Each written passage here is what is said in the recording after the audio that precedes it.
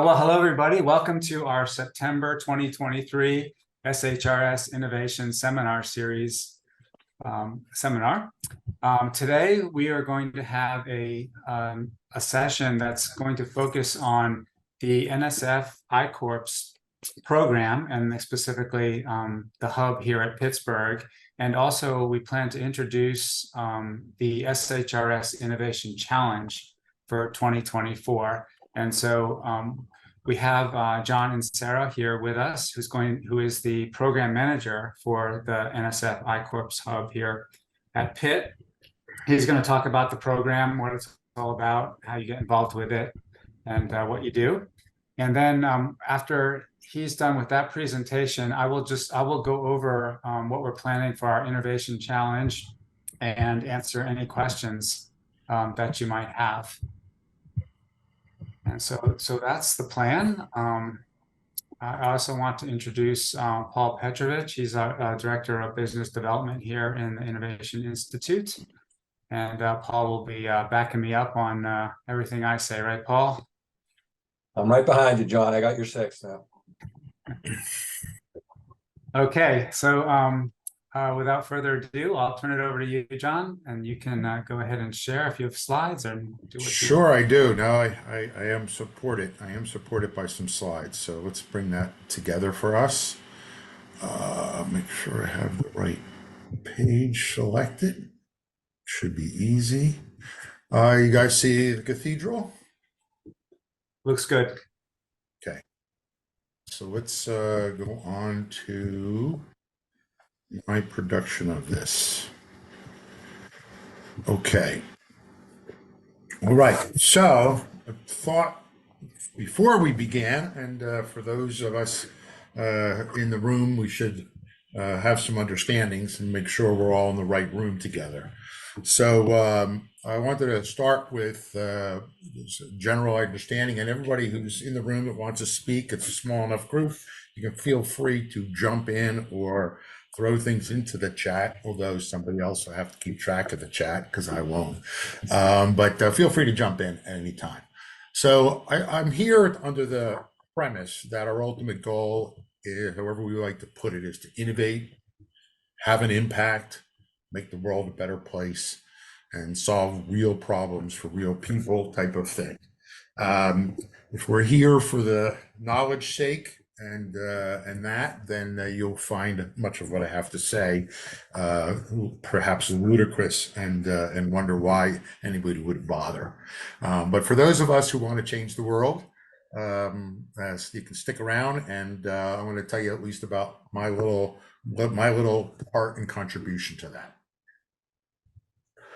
So let's also get some basic facts down here that we should understand that is the premise, be really the supporting structure for why we should do the work I'm going to suggest that is great to do. So commercialization fact number one, time. So time you have an idea, the time you get to that point where you have some sort of minimally viable product, MVP there, and then you take that and you start to develop it as a product and eventually get it to the point where you can have a market introduction. You have something that's ready, that's been developed, and you have put it all together. And we have in between there some times. We have our research time, delta TR, and our time of product development. And the famous equation, unattributed, is how long will this all take? It's going to be the sum of those two times. So if we understand time, then we should be good on this, my basic premise number one. Any questions or challenges on the impact of time here? Okay, so fact number two, finite resources. And we think of those resources, we think of money, we think of enthusiasm, think of fleetingness of opportunity. You know, imagine if, I don't know if you know the guy, I found him, Alexander Bain. is a gentleman who developed the fax machine a long time ago. Imagine if he was still trying to get that thing to the market. Imagine the impact on how much money he would have spent, how much enthusiasm would have waned, and how his team would have probably not stuck together over the past 150 years. He actually came up with the patent for that in the 1850s. I don't know how, but that's what I learned. So, any event, time is an enemy here. Keeping this all together, keeping that momentum, keeping a team, not missing out, and not having somebody beaten to the finish line uh, is an important factor. Okay. Another fact coming ahead. Investors don't like risk. And so, and I've stacked this little balance scale up on the assumption that as an innovator, you've come up with something that's got lots of data to support it. You've got some strong IP. It looks like it could be scaled up, manufactured, reproduced, and you even got something that looks like it would fit into an existing reimbursement guideline. All good. This makes an investor interested. If you're in their space, if you're in the kind of area they like to invest, they're now interested. But now what they start to look for is risks. Where are the risks? And so for my purposes here, we're going to take a look at the common risks that I can't control. I can't help you with your tech, your data, how good your IP is, how scalable and that's not my area. But what I can do is talk to you about some of the risks that we can mitigate and work on. And the big two here is what happens? How long is this going to take? How long is my money going to be tied up? And is there really a need? Does anybody care? So we are developing a crisis of things coming together here. But I wanted to take a minute back just to get an ideas of people who are investors. Give me some of the ideas. I'd like some input here, please. Turn off your mic, your mute there, and jump out and let me know who are who are the kind of people that invest, or who are the entities that invest. Might be, Jesse or Dave, I was going to say, it might be manufacturers already in the market that you're right? So confident. good. This is working out really. This is working out like perfectly. Corporations. I don't think it's going to go on perfectly after this, so don't feel bad if you don't get my order figured out. Anybody else? Who else invests? Family.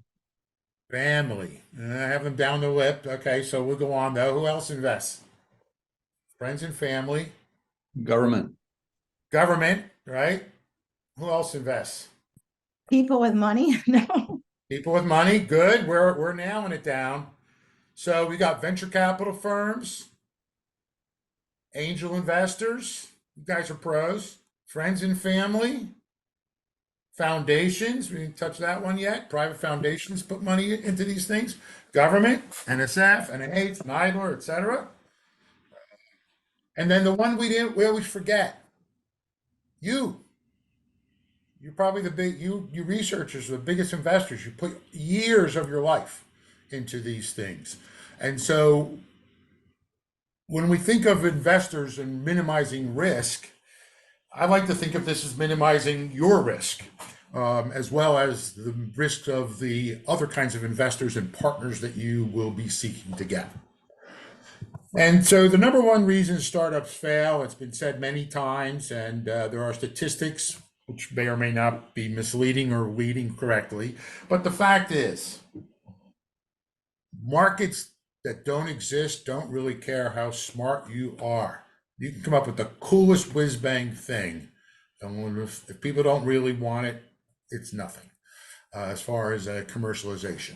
And that's and two famous folks here say the same thing. You solve a problem that nobody else has. So I'm going to give you a quick story, a little representative story about how this has worked in the past. There's plenty of these. I think there's a number of people. I think probably almost everybody in the room probably has a story of this, and I'd like to, you could hear them maybe, about what has happened when academics and others have decided to launch a new technological innovation into the market. So my story today for you is this Mert Isseries and Yuri Molina. These guys were at Northwestern McCormick Engineering School. They were a capstone project, senior project. They're tasked with the idea, go out, find a big problem that needs to be solved and see if you guys can solve it. So at the time, they were hearing a lot about infections, and they're learning that nosocomial and hospital-acquired infections are really a problem. And they read a lot about it, and they, from what their background and understanding was, they thought that the lack of hand washing could be the problem here. And so they developed to solve this huge problem. I mean, this is the kind of stuff that really investors do like, right? 1.7 million hospital-acquired infections a year, 100,000 related deaths a year. This is good stuff to invest in. So they developed a nice system. It goes all around the hospital. It has these monitors and sensors, and employees would put their hand under there, and it would detect whether or not their hands were clean or not. This information would be distributed around the hospital through these hubs. And they got some good money. They got 24 million, Blue Cross, Crate Barrel guy, an angel, and some other venture funds. And they launched it. Sounds like a good idea. They get out in the market, and what they find is that the hospital shredded it. They had a pilot hospital, by the way, that they started with. That was a pilot, but that hospital didn't pay for it, and so that hospital loved it. But when they went out in the real market, everybody says it was not really important to them. It's not a big deal for the hospital. They didn't want to spend the money on the IT, the infrastructure that it would require. So all of a sudden, they have created something that nobody wanted. So, after that sad, tragic story, I will let you know that they were able to pivot. They are still extant. They're still alive out there, and they're still going. What they found out is that the hospitals that they were trying to sell this system to had another problem, and they were able to solve that. And I'll come back to that a little bit later. Okay. Questions up to this point? All right. So, question is, from my perspective, and from what I can offer, is how do we de-risk your innovation journey, both for you and the other people on your team that want to stay motivated, the investors, partners, everybody else. So, the good news is for scientists that we're going to bring science to the rescue. Okay. And this is the only picture I could find when I searched Science to the Rescue. Trevor Val is not going to be joining us today. I reached out to him, but he's not available. He's in Ireland and on a different time schedule. And I don't think his catapult was going to help us anyway. So I came up with a backup plan. And we're going to instead look at the scientific method of customer discovery. And so the beauty of what we're going to do is we still are going to stay in our comfort zone with science. And we're going to do what everybody does in science. We're going to hypothesize. We're going to make educated guesses. I think that such and such is going to be true for so and so. I think that this customer is going to want this, and they're going to want it for this reason. And we're going to then go out and talk to customers through the I-Corps program. We'll train you and send you out in the wild and talk to real people and find out from those real people whether your hypotheses were correct or incorrect, just like a scientist would. Then at that point in time, we analyze data. Left that little step there. We analyze the data, and then we either iterate, come back, refine the experiment, or we make a pivot because we find out that everybody said, no, what? No, what? Um, and the goal is to use this scientific approach to actually create a scalable, sustainable business and to de-risk it along the way. Okay. So, by the way, this is what our, our, our, our entrepreneurs from McCormick Engineering Northwestern did, is after they flopped, they had the metal to stay together and figure out a survival method. And so they went in the marketplace and they started to go out and go, well, I guess we should have asked you whether this hand washing was a big issue for you and before. But since we're already here and we have all this stuff in our van to install, maybe we should ask you what is bothering you. And along the way, they found out that what was bothering hospitals was they couldn't keep track of their assets. They could not keep track of their things, their monitors, their devices, their equipment. And so this company pivoted to putting asset tags on things and being able to monitor assets throughout the hospital so that everybody would know where the left-handed, perambulator was when it was needed. And so they also still maintain that hand washing thing because and the hand sensing, because once they were able to find a valid premise to install the IT infrastructure for all the sensors and all that, then adding the hand stuff wasn't a problem. But what did they lose in that process? What did they lose? Time and money. Time and money. They lost time and money. So this is the goal, is to minimize that. And it's amazing, by the way, and this slide reminds me, is that, in science, you guys do good laboratory experiments, you design them carefully, and you collect your data, you try to eliminate bias to everything. I will tell you is that it is so not surprising, I don't know, surprising, but it's interesting to note how when scientists cross over sometimes into the new scientific realm, like the social sciences here, that a lot of that stuff gets forgotten. And so in I-Corps, you get a very strong focus on remembering that you really need to conduct really valid experiments. You have to not introduce bias, no leading questions, no talking about your technology. And so that's what we're going to do is we're going to take your scientific skills and apply them to the domain of finding out if anybody cares about what you've created. Questions before I go into more of a little bit now of after that of what we'll actually get into and dig into course and how the course will run? Okay. And then we have time because as we're a small group, we can probably, exercise a little bit of this and experiment and try some of it out, but I'll leave that to your participants here.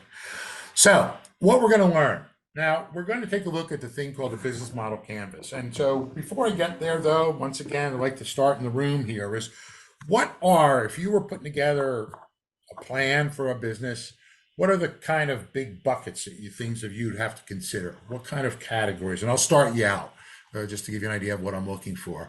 One of the things you would kind of have to figure out would be your key resources. You might need manufacturing facilities. You may need IT resources and computing power.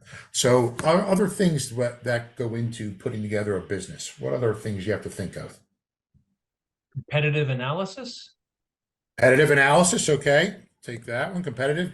How about you, Jesse? I haven't heard any brilliance from you yet. You're on my screen in front of me. That's why I just see your picture here. I'll scroll down and pick on somebody else in a minute. Now, anybody else? What else has to happen? So what has to happen is a bunch of things. The business model canvas is how we organize it. You've heard of, and you can find business plans out there that are 24 pages long. I've written many of them in my day, but they don't fit here. They don't fit in the world of innovation and startups we're in, where things are fast moving and fluid. Because those work for plans where you've already been manufacturing Hershey chocolates for a really long time, and you want to figure out what it's going to look like over the next 3 years. You can put out a nice, really well orchestrated business plan. But we have a fluid model here. This is a canvas that's a work in progress, and this is the business model canvas. And the business model canvas has these categories here that we're going to work with, 9 categories. We start out in the upper right side with the customers, identifying who are the customers. We then move over customer relationships. How are we going to relate to these people? Examples. Um, if you have a subscription service, you could be a subscription service. We all have them in our lives. You could buy one time and never show up again. We could be someone who is under some sort of contractual, deal where they get so much of our time. There's all sorts of ways you can interact with customers, and so you got to think about what that relationship would be like. If you then think of, well, how do I reach these people? Those are right underneath the channels, right? How do I reach them? Am I going to go through distributors? Am I going to have Salesforce? Am I going to just do advertising on the web? Salesforce to doctors. How do I do this? Then I'm going to skip one for now and skip over to the other left side where we have key partners. You may need to partner with product design companies. You might need to partner with regulatory and groups that related to your regulatory status and position, or your marketing might have key partners with agencies, foundations, government entities. That'll be key to your putting this all together. Key activities are just a checklist. What are the key things you have to do? I have to make this. I have to be able to get it approved. I got to be able to distribute it. I got to be able to do publish on it. And key resources. I need certain people, certain production facilities, legal, international, whatever kind of resources you may need. All right. And then at the bottom, we have the stuff that usually shows up and everybody expects to see in a business plan. How much is going to cost to make it? How much are we going to make when we sell it? Okay. So that's the overview of a business model canvas, except for the big point in the middle up there, the value proposition. And we're going to come to that in a second. I'm going to just define this a little bit closer for you and to understand this canvas a little better. Key to this canvas is it really has 3 big parts. On the right-hand side, does anybody care? Is this thing desirable to anybody other than my mother, who will love it and put it up on her refrigerator? Number 2, off to the left, is can we actually make it? Can I produce this? Can I take this idea and actually make it consistently generate and do it? And then after all that's figured out, you figure out, well, how much is it going to then? Now I know how to build it. How much is it going to cost me to do it and produce it? And now that I understand who my customers are going to be and how I'm going to relate to them, and how, if I'm going to have to pay for sales channel, Salesforce or distributors or that, how much am I expecting to get? And then you compare those 2 numbers and figure out, does this work? Am I going to make any money here? Or am I going to lose everything? And so this is how we look at a business in general. As a startup world. It's called a lean business model canvas. It's related to the lean startup idea, which is moving quickly. You'll have limited resources, and you got to be able to quickly change and pivot. The big advantage startups have over big companies is big companies have a hard time pivoting, like the Queen Mary as a ship. We can pivot quickly, and we need to pivot quickly when you're small.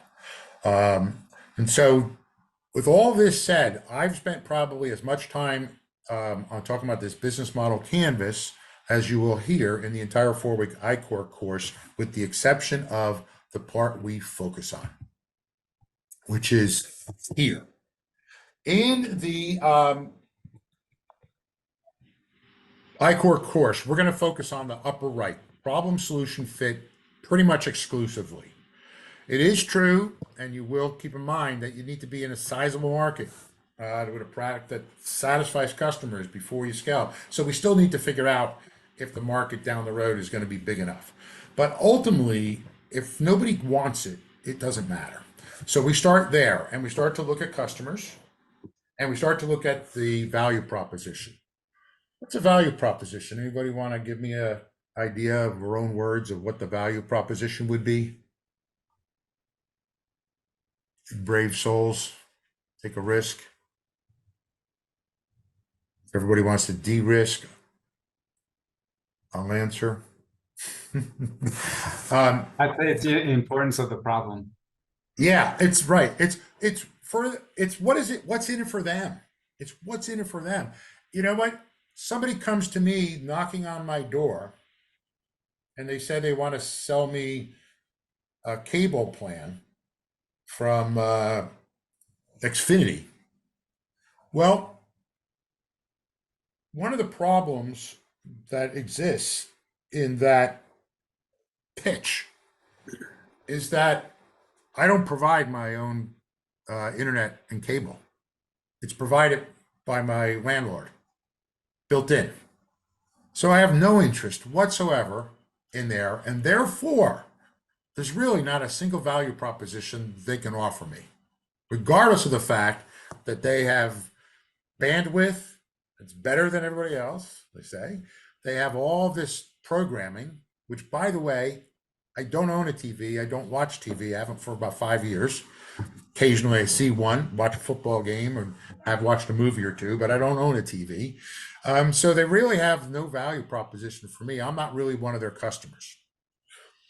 But on the other hand, the question would be for my landlord would be, let's see, let's give an idea.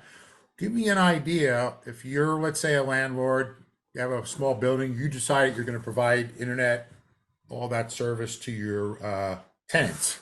Somebody comes to you knocking at your door. Can you give me something that would be valuable to you that as an individual that you would say, hey, I'd listen? Anybody?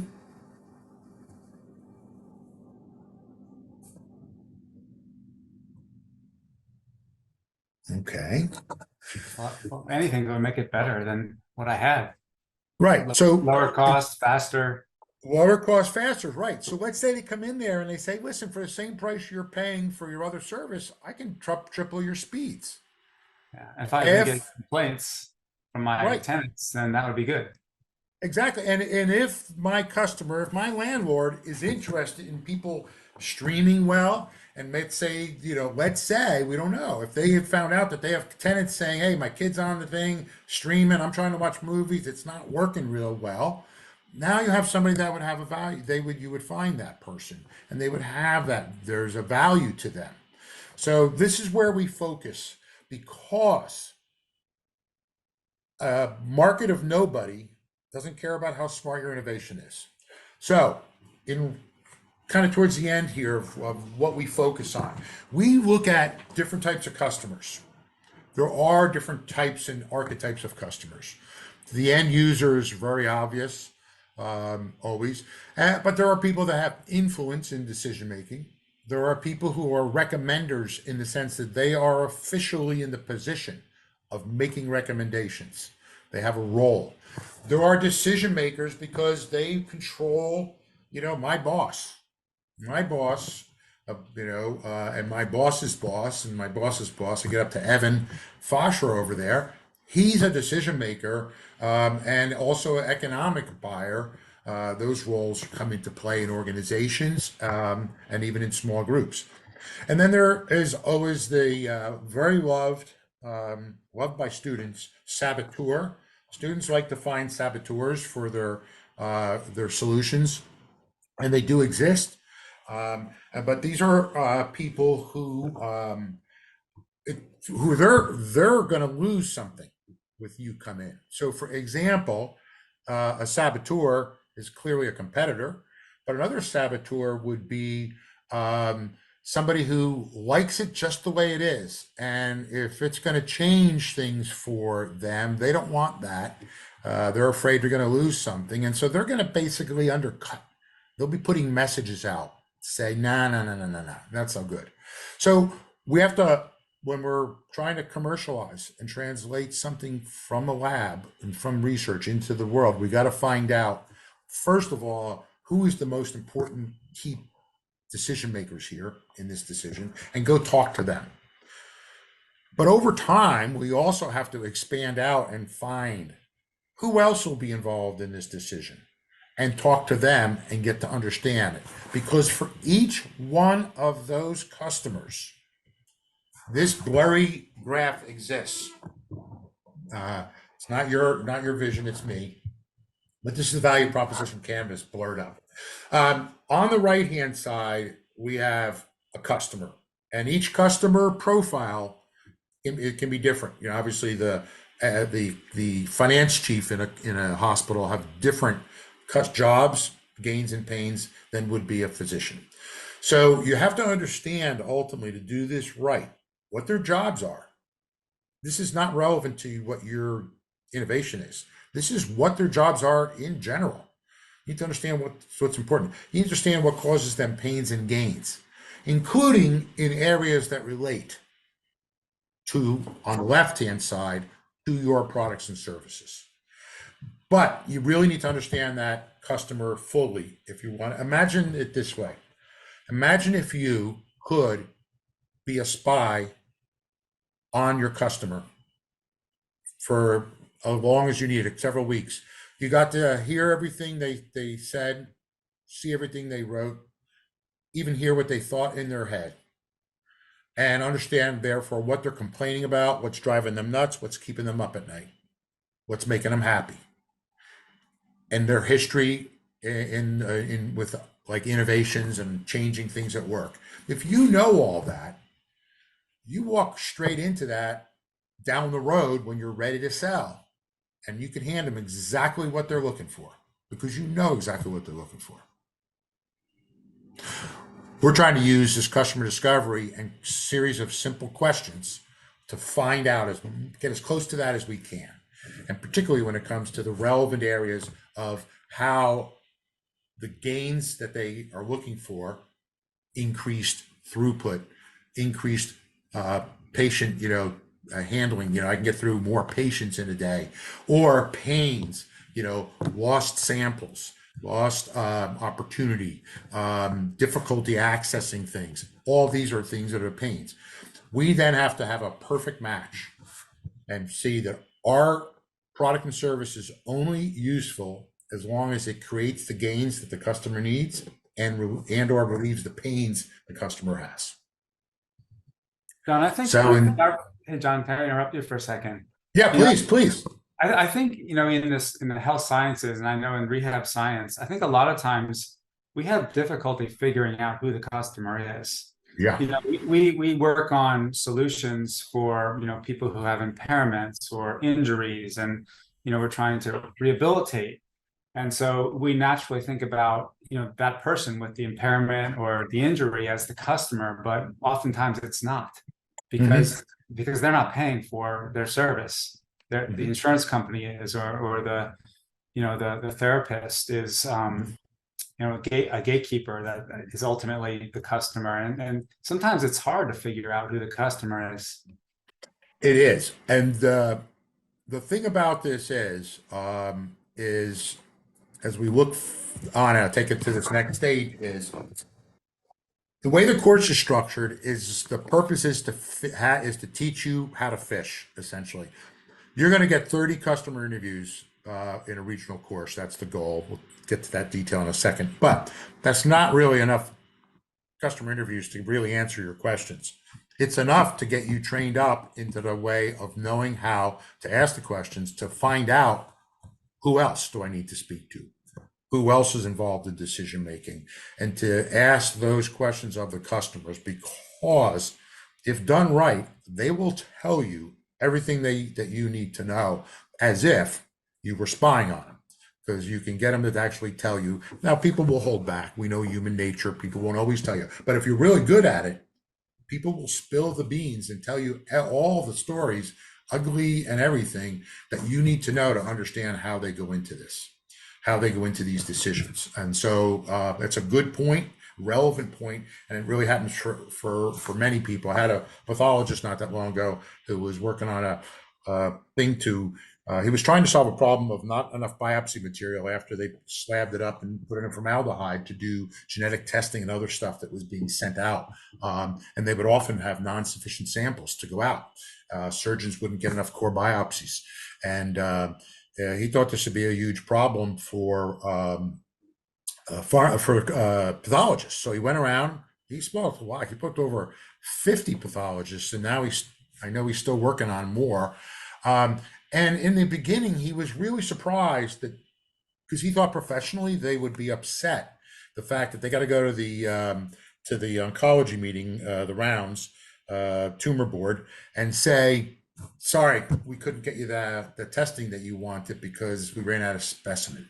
Because they had to make sure they had enough to do the diagnosis first.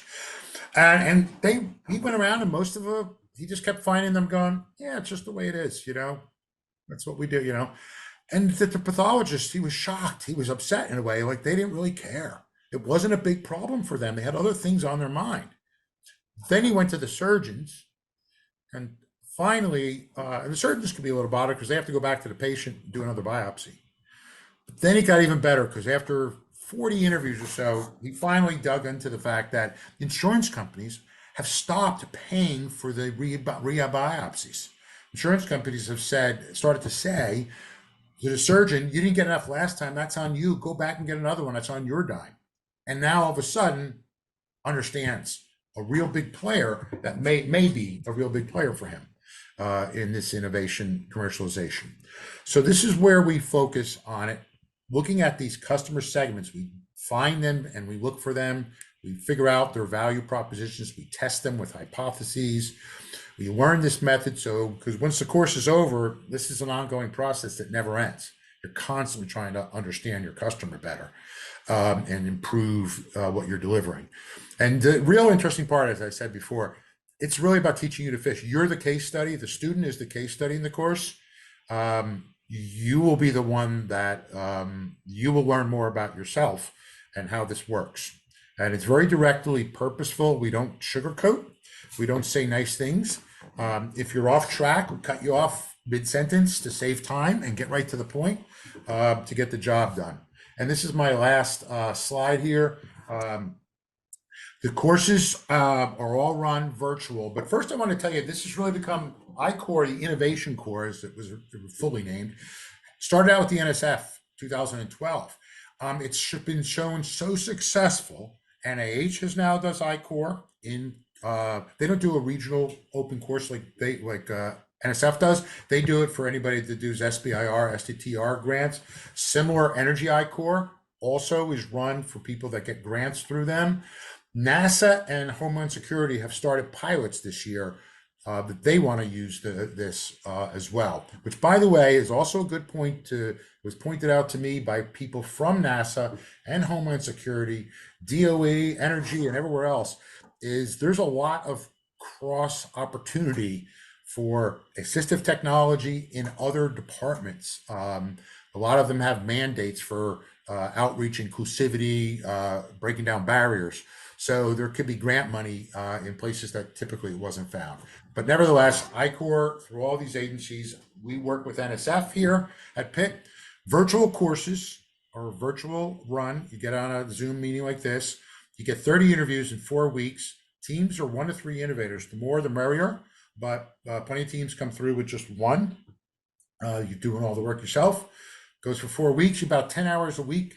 There's about a couple hours a week of class. You get some coursework before every class. You watch some videos, you do some content, do some online quick assignments, nothing too laborious. And then you make your interviews, you get your interviews done. And so that is everything I had to say.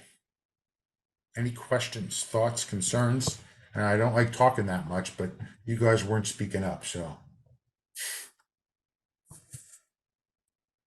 John, do you have any thoughts about how you can, move from, a research grant outcome to, something that's going to be commercializable? Because it seems like like what we do to get a grant funded, a research grant funded, is, we have a hypothesis to solve, usually some health issue. And we've already proven that this is an important issue, it's an important problem, and it's gonna, help, improve lives. But it seems like it's hard to go from the outcome. You have a positive outcome. You said your widget, is much better than the widgets they're using for this particular problem. But it seems like it's still hard to go to the commercialization stage because it's just different. It's just different objectives. I do. I hear that, and I've heard this from others as well. It's a really, I think it's a really salient point for the following reason is that one researcher I was with, and I can't remember his name, I was at a conference. He said that when he's designing his research, he likes to have the market in the room. And so one of the ways that I look at this is a long game aspect of it, which is to potentially use this way of get this way of thinking going to help you guide the direction that the research and the grants that you write for research go, to make it so that they more easily align with the commercialization opportunities. Start with the end in mind. Also, and you guys can correct me if I'm wrong, because I'm the staff guy, I'm not the faculty here, but I keep seeing everywhere I seem to look is that the federal grants that are being put out are asking increasingly for what's the commercialization application here. And so it seems to me that all this effort of these agencies trying to get some return on their investment in terms of products reaching the public and creating change means that this mindset has to become more integral to the right research, even primary basic research, having some sort of idea that we should shape it towards future application. Now, I would think that some people can argue with me on a purely scientific basis about that, and I respect that. But I think that's the major thing. Other than that, the customer discovery process, to be more direct your point, when you get out there and talk to people, those people will help you make that decision. You get to the right people, you talk to people, people will give you a frame of reference, a viewpoint, an idea that you didn't have about your technology and the problems that you're solving. And so that's my bias, honestly.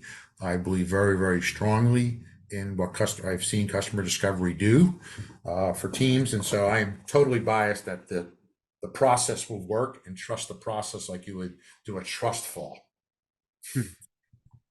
Yeah, I've been through it a few times. I'm in agreement with you. Yeah.